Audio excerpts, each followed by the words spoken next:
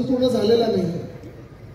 कुठे कॉन्क्रीटचा एक पॅच मारत असतात, कुठे पॅचवर्क चालू असतं, कुठे रिपेअर वर्क चालू असतं. अनेक वर्ष आपण आवाज उठवत आहोत. एक अभिमानाची गोष्ट की ज्या भागाचं भूमिपूजन उद्धव साहेबांनी केलेलं तो पूर्ण झालेला आहे, पण ज्या भाजपवाल्यांनी भूमिपूजन केलं होतं दुसऱ्या बाजूला ते अजून खडकाळ आहे. आणि येत असताना मला काही मध्यंतरी आता मला वाटतं पलीकडेच एक छोटी सभा सुरू आहे, महायुतीची आहे. त्याच्यात महायुतीचे जे घटक पक्ष आहेत, भाजप आहे, मिंदे गँग आहे, फुटलेली राष्ट्रवादी काँग्रेस आहे, EDITCB आहे, अजून काही काही गोळा केलेले पक्ष आहेत. हे सगळे भेटत होते तिथे. आणि रस्त्यात असताना अर्थात गाडीची काच खालती होती माझी, तर काही काही लोक एक ठराविक 5-10 लोक चालले होते. तर मला भेटले वगैरे, सगळं झालं.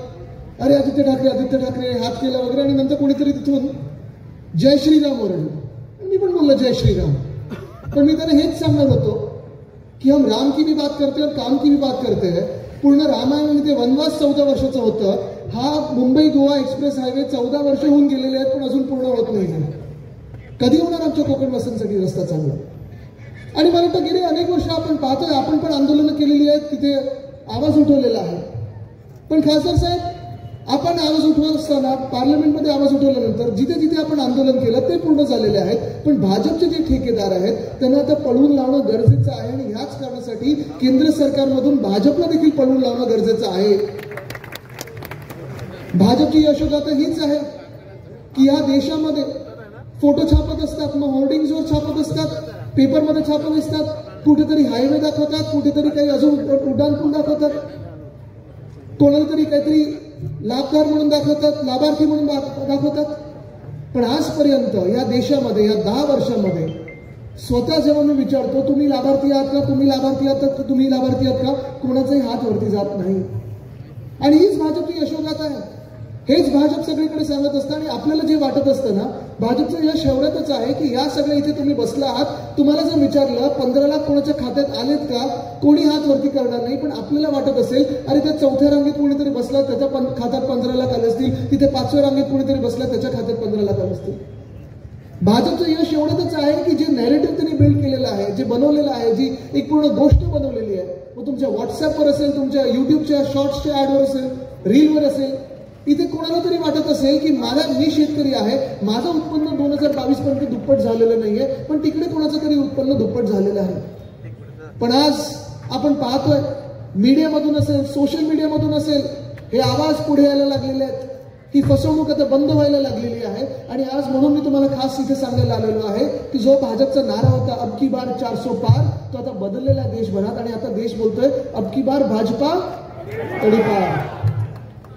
सगळे बोलतात अब की बार भाजपा तडीपार.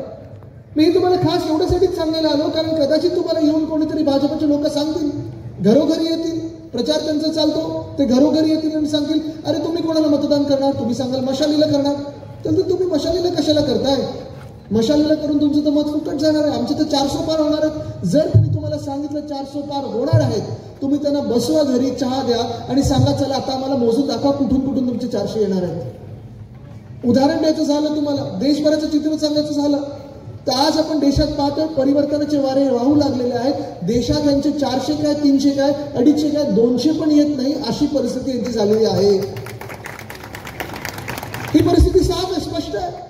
काँग्रेसचाच कोणता नारा आहे भाजपसाठी की साऊथ से साफ आणि नॉर्थ में हाफ. तसं पाहायला गेलं तर ते खरं आहे. काँग्रेस जे बोलत आहे किंवा देशातले पत्रकार जे बोलायला लागलेले आहेत, जो IB रिपोर्ट आहे तो पण आपण पाहतोय. कारण जेवढे आता इथे लोक हे भाजपाचे यायला लागलेत, मोठे नेते यायला लागलेत, महाराष्ट्रातून राहायला लागलेले आहेत, त्यांना कळते की महाराष्ट्रात ते हरत आहेतच, पण देशभरात पण त्यांचं कुठच्याही राज्यात जसं सरकार आधी बनायचं तसं बनत नाहीये, तेवढे बहुमत बसत नाहीये, लोकांना त्यांना मतदान करायचं नाहीये. जर आपण पाहिलं तर दक्षिण भारतात घ्या, उदाहरण म्हणून पाहायचं झालं तर दक्षिण भारतचं पाहायचं झालं तर दक्षिण भारतात ना कर्नाटकात त्यांची सीट येत आहे, ना तामिळनाडूमध्ये येते, ना केरळमध्ये येते, ना आंध्रमध्ये येते, ना तेलंगणामध्ये येते. दक्षिण भारतात भाजपला मतदान होणार नाही. तिथे इंडिया आघाडीला मतदान होत आहे. जास्तीत जास्त सीट तिथे इंडिया आघाडीचे येणार आहेत. कारण तिथे देखील कळलेलं आहे की दक्षिण भारताला ह्या भाजपला मतदान करून काही उपयोग नाही. पण जसं दक्षिण भारतात हे चित्र आहे तसं उत्तर भारतात घेतलं, मध्य भारतात घेतलं तर खरी परिस्थिती तुम्हाला सांगतोय, 3 की 4 दिवस गेले, 3 की 4 दिवस मला उत्तर प्रदेशमधले काही अधिकारी असतील, काही ऑफिसर असतील, काही लोक असतील, काही आपले मुंबईकर तिथे फिरायला गेले होते, ते सांगत होते की आदित्य, भाजप 50 पुढे जात नाही उत्तर प्रदेशमध्ये, हे लिहून घ्या तुम्ही. 50च्या पुढे जात नाही. कारण आज उत्तर प्रदेश असेल, आज बिहार असेल, बिहारमध्ये माझ्याच वयाचे जे तेजस्वी यादव आहेत ते देखील लढत आहेत. तिथे पण आपण पाहिलं असेल गेल्या 10 वर्षात भाजपाने जेडीयू बरोबर अनेकदा सरकार बनवलेत. नितीश कुमार साहेबांबरोबर 10 वेळा किती बनवली असतील सरकार, पलटी खात असतात, कधी ह्यांच्यावर, कधी त्यांच्याबरोबर, ह्यांच्यावर, कधी त्यांच्याबरोबर. पण ज्या प्रकारे तेजस्वी यादव लोकांमध्ये जाऊन सांगू शकतात की तेजस्वी यादवने एवढे जॉब्स निर्माण केले, एवढे रोजगार तिथे निर्माण केले, एवढे लोकांना तिथे मदत केली आहे, ना जेडीयूचे कोणी लोक सांगू शकतात, ना भाजपाचे लोक कोणी सांगू शकतात. भाषणं काढा तिकडचे प्रचारात.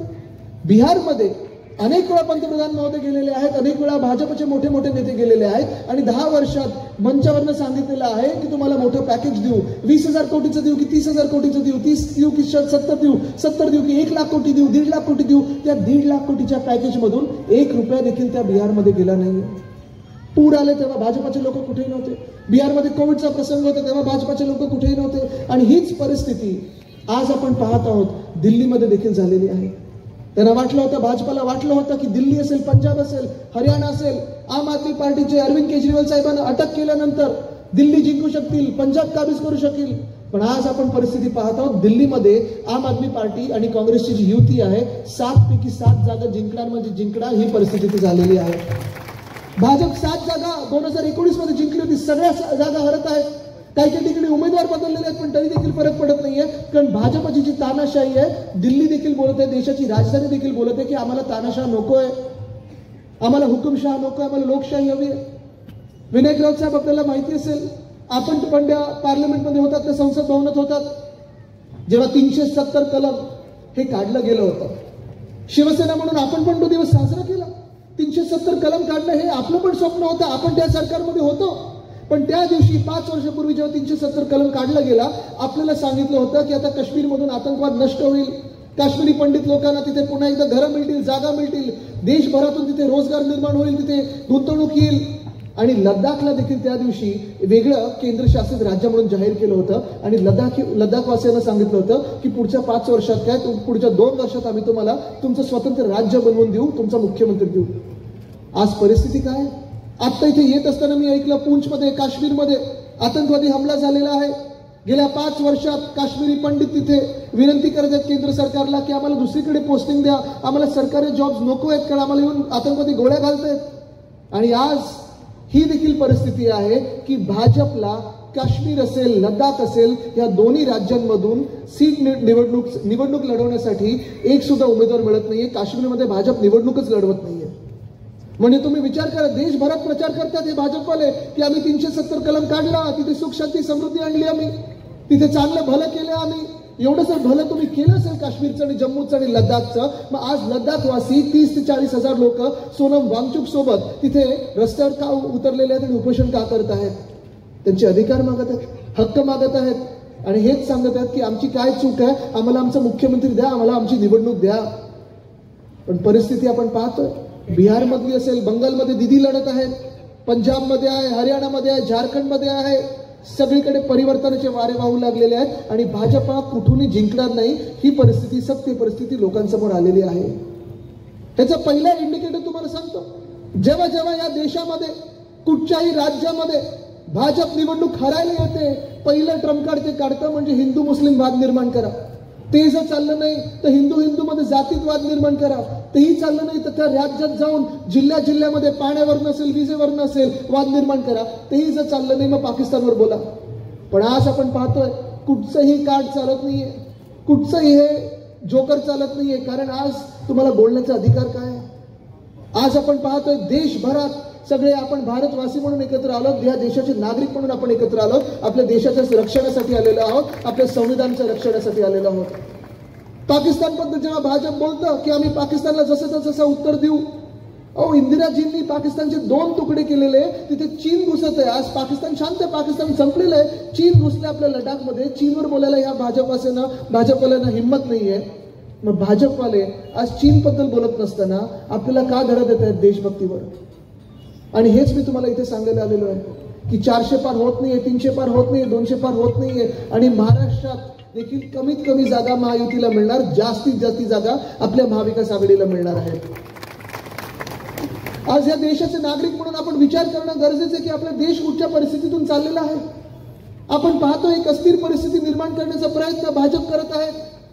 धर्माधर्मामध्ये वाद निर्माण करतच आहेत, राज्यामध्ये वाद निर्माण करत आहेत, जिल्ह्यामध्ये वाद निर्माण करत आहेत आणि प्रत्येक राज्यात जाऊन जातीमध्ये वाद निर्माण करत आहेत. इथे देखील आपण पाहिलं असेल, धनगर समाज असेल, मराठा समाज असेल, हे ना ओबीसी विरुद्ध लढवायचं, दुसऱ्या विरुद्ध लढवायचं, हे सगळं चालू असताना दुसऱ्या बाजूला या भाजपला संविधान बदलायचं आहे. संविधान कशासाठी बदलायचं आहे हा जरा विचार करा तुम्ही. गेले 75 वर्ष जे संविधान आहे त्याचप्रमाणे आपला देश चाललेला आहे. संविधानाप्रमाणे सरकार बनत असतात, पडत असतात, सरकार चालवत असतात देश. पण हे संविधान आपल्या प्रत्येक नागरिकाला एक अधिकार वेगळा देत असतो. कर्तव्य तर देतच, पण आपले जे हक्क आहेत, आपले जे अधिकार आहेत, जे मतदानाचा अधिकार असेल, तुमचा आवाज उठवण्याचा अधिकार असेल, हा तुम्हाला आपलं संविधान देतं. ह्या देशाचा धर्म जर देशभक्ती असेल तर ह्या देशात आपलं जे महत्वाचं, सगळ्यात महत्वाचं एक डॉक्युमेंट असायला पाहिजे, ते म्हणजे आपलं संविधान आहे. डॉक्टर बाबासाहेब आंबेडकरांनी लिहिलेलं संविधान आहे. एका बाजूला आपण महाविकास आघाडी म्हणून म्हणत आहोत की मला आरक्षणाची जी लिमिट आहे ती 50%हून जास्ती द्यायची. आज आपण पाहतो इथे आपले मराठा समाज आरक्षण मागत आहे, धनगर समाज आरक्षण मागत आहे, पण दुसऱ्या बाजूला भाजपाला सगळ्यांचंच आरक्षण काढून घ्यायचंय. त्यांना भाजपाला डॉक्टर बाबासाहेब आंबेडकरांचं संविधान नको आहे, त्यांना द्वेष आहे डॉक्टर बाबासाहेब आंबेडकरांबद्दल, त्यांना द्वेष